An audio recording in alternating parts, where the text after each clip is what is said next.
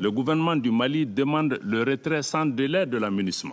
Alors, nous sommes au Mali, c'est toujours un grand plaisir, un grand pays que je respecte, un peuple fort, courageux, brave, toujours inspirant. Le Mali finalement reçoit son billet, en tout cas le vote aux Nations Unies, demandant le départ de la MINUSMA. Le Conseil de sécurité de l'ONU a voté vendredi la fin de la mission de maintien de la paix au Mali après 10 ans de présence. Le vote intervient 2 semaines après que le ministre malien des Affaires étrangères, Aboulaye Diop, a stupéfait le Conseil de sécurité en qualifiant la mission de l'ONU d'échec et en demandant qu'il y soit mis fin immédiatement. Le Conseil de sécurité a voté à l'unanimité une résolution qui met fin à la mission de la MINUSMA lancée en 2013 pour empêcher une prise de pouvoir par les djihadistes. MINUSMA, c'est le Peacekeeping Force, la force de paix, prétendument de paix, qui est au Mali depuis... Déployée depuis 2013. Pour, justement, d'après eux, combattre le terrorisme. Nous savons tous ce qui s'est passé, en tout cas, il y a quelques jours. En tout cas, félicitations au Mali d'avoir remporté cette histoire. Ça a été un combat farouche. Tout le monde a voté, tout le monde, Conseil de sécurité, tout le monde a voté, départ de MINUSMA. Au revoir. Parce que voilà, ils n'ont pas d'option. Félicitations à l'union, à la fidélité du peuple malien à l'égard de leur propre destinée. Il n'y a pas eu d'effet de traîtrise, il n'y a pas eu de détournement.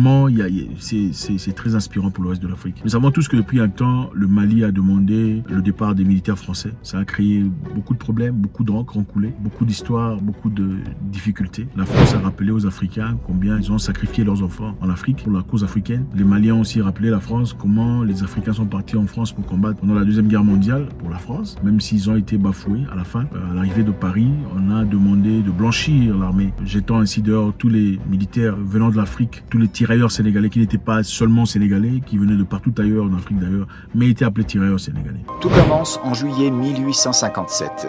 Le premier bataillon de tirailleurs sénégalais a été créé par un décret de Napoléon III, plus connu sous le nom de tirailleurs sénégalais, même si ces soldats ne sont pas tous originaires du pays, mais ils viennent aussi d'autres pays d'Afrique subsaharienne. Ils ont été recrutés ou enrôlés de force pour lutter au sein de l'armée française. Leur rôle était de maintenir l'ordre dans les colonies françaises.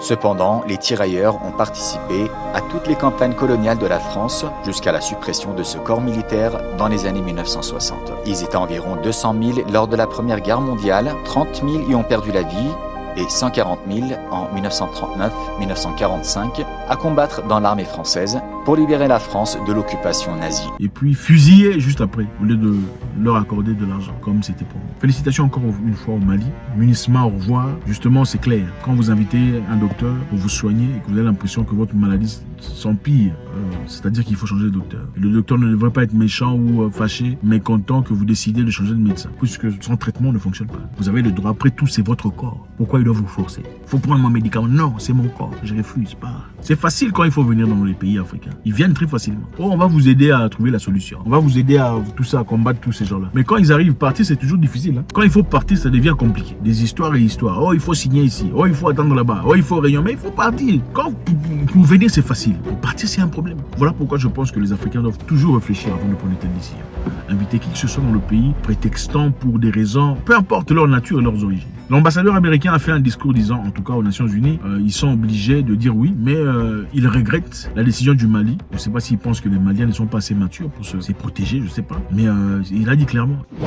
Bien que nous regrettions profondément la décision du gouvernement de transition d'abandonner la MINUSMA et le tort que cela causera au peuple malien, nous avons voté en faveur de cette résolution car nous sommes en fin de compte satisfaits du plan de retrait que ce Conseil vient d'adopter. Et aussi, j'ai aimé cette réplique venant de l'ambassadeur malien disant « Voilà, c'est décevant de voir que vous pensez que nous sommes des petits. Nous ne sommes pas des petits. Nous pouvons prendre soin de nous-mêmes. » À cet égard, le gouvernement regrette que le Conseil continue de considérer la situation au Mali comme une menace à la paix et à la sécurité internationale, en dépit des résultats tangibles enregistrés, d'une part sur le terrain par les forces armées maliennes, notamment grâce au renforcement des capacités et à l'équipement de l'outil de défense, et d'autre part, concernant le retour à l'ordre constitutionnel apaisé et sécurisé, cher à son Excellence le colonel Assimi Goïta, président de la transition, chef de l'État, et comme vous le savez, l'organisation réussie le 18 juin 2023 du référendum constitutionnel s'inscrit dans cette dynamique. Nous savons tous comment le Mali a été ostracisé pendant un temps. Le Mali a été bloqué, mis à l'écart par les pays africains de l'Afrique de l'Ouest. Les vassals de la France, oui, ils ont bloqué le Mali. Le Sénégal, tout ça. On a bloqué le Mali en empêchant toute circulation. Sur le plan économique, dans l'objectif principal d'asphyxier le Mali. On espérait que la population malienne se révolte contre l'autorité à l'époque. Mais malheureusement pour eux, et heureusement pour les Maliens, ils ont été solides entre eux. Ils ont travaillé ensemble, comme il le faut. D'ailleurs, ils ont donné une direction. Il ne fallait pas permettre aux Maliens de le faire, sinon ça donnerait une direction et une idée au reste de l'Afrique. Il fallait à tout prix tuer cette histoire dans l'œuf. Donc on a fait tout ce qu'on pouvait à travers la CEDEAO pour écraser, asphyxier le Mali. Mais ils ont pu surmonter cette histoire malgré tout. Le combat a été difficile. On a eu des résolutions, des informations qu'un certain groupe de personnes donnaient des armes même aux terroristes. Un certain groupe de personnes autrefois à qui on faisait confiance donnait des armes aux terroristes, de l'intelligentsia, du renseignement aux terroristes qui utilisaient des drones. Le Mali a demandé autrefois qu'ils soient entendus au Conseil de sécurité pour qu'ils présentent des preuves de toutes ces histoires qu'ils avançaient. Des preuves de la présence des avions européens venus en Afrique, des preuves de leur délivrance, tout ça, échange d'armement, de ressources, tout le bazar. Mais on a refusé d'accorder cette opportunité parce qu'on savait que ça ferait honte. Aujourd'hui, ils sont obligés, n'en veut pas de choix. Ils sont obligés de laisser partir. L'histoire de la MINUSMA, c'est un peu très similaire à l'histoire de la RDC. En République démocratique du Congo, à l'est en tout cas, un lieu qui regorge de sources intarissables d'or, de diamants, de lithium, de cobalt, de tout ce que vous avez besoin pour construire l'avenir de demain, c'est-à-dire l'histoire futuristique, la technologie, les voitures à canon, les voitures à électrique, les fusées, tout ça, les missiles, ça se trouve en République démocratique. D'ailleurs, l'uranium dont on avait besoin pour aller bombarder Hiroshima et Nagasaki, c'est venu de la RDC. C'est un pays complètement béni, incroyablement béni.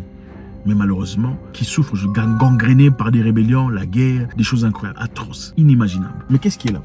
Il y a une force de l'ONU, les MONUSCO. Ils sont là depuis une trentaine d'années, avec un budget plus de 1 milliard de dollars. Ils ont beaucoup d'argent. Ils sont là mais ne foutent rien. Ils sont incapables de démanteler des petits groupuscules de rebelles. Depuis 30 ans, incapables de faire, mais ils reçoivent beaucoup d'argent. Pourquoi ils sont là? Ils ne veulent pas partir. Pourquoi ils ne veulent pas partir? Parce qu'ils reçoivent de l'argent, ils se font beaucoup d'argent. Pas seulement à travers l'argent qu'ils reçoivent de l'ONU, et aussi l'argent illicite qu'ils sont en train de... Voilà, tout ce qui... Les mines illicites, de l'or, le diamant, les lithium, le cobalt qu'ils peuvent prendre illicitement à travers beaucoup d'autres groupes. Donc il y a une manigance incroyable. Ce sont ces gens qui sont là prétendument pour aider, mais en réalité, comment ça se fait que votre présence ne guérit pas? Si vous êtes médecin, que vous ne guérissez pas, vous n'êtes pas médecin, ou soit votre médecine ne fonctionne pas, il faut essayer autre chose. Il ne faut pas se fâcher quand on dit, bon écoutez, on veut tenter autre chose puisque votre histoire ne fonctionne pas. Et c'est ça, on traite d'immature tout celui qui dit je pense que votre traitement ne fonctionne pas, je vais à un nouveau traitement. Ça n'a aucun sens. Et c'est bien triste, je pense que le Burkina Faso l'a fait. Ils ont jeté bouté dehors les militaires français. Le Mali l'a fait. La RDC doit le faire aussi avec MONUSCO. Malheureusement, c'est ça. Qu'est-ce que vous en pensez? Est-ce que le Mali a tort de demander le départ de la MINUSMA? Ayant peur, comme le dit l'ambassadeur américain, que les rebelles, les terroristes reviennent en force, et mettant ainsi en danger la population malienne. Est-ce que les Mali a tort de le faire? Est-ce que les autres ont raison? Ou le Mali est en train de se diriger vers une bonne direction, une direction de liberté, une direction où ils prennent leur propre direction, leur propre avenir entre leurs propres mains? Je pense que c'est une inspiration. Faites tout savoir, c'est très important. Je veux savoir ce que vous en pensez. Je veux savoir. Encore une fois, ce n'est pas ici un one-man show de moi en train de vous parler. Je veux savoir ce que vous en pensez parce que je grandis aussi à travers vous. Il y a beaucoup de gens très intelligents ici qui ont des partages très instructifs qui permettent à ce que prochainement, à la prochaine occasion, que l'on puisse faire des choses de meilleure qualité. Faites-nous savoir ce que vous en pensez. Quelle est votre prise dans cette histoire? Qu'est-ce que vous en pensez? Comment voyez-vous la direction du Mali maintenant qu'elle est associée à la Russie au lieu de l'Europe ou l'Occident? Est-ce qu'il y aura des effets négatifs? Qu'est-ce que vous en pensez? Quels seront les effets puisque c'est vrai, on dit que c'est Wagner qui est en Afrique. Est-ce que c'est Wagner ou la Russie? Maintenant que Wagner et la Russie ne sont plus ensemble, qu'est-ce que vous en pensez? Quelle est votre participation à cet égard? C'est toujours avec un grand plaisir. God bless.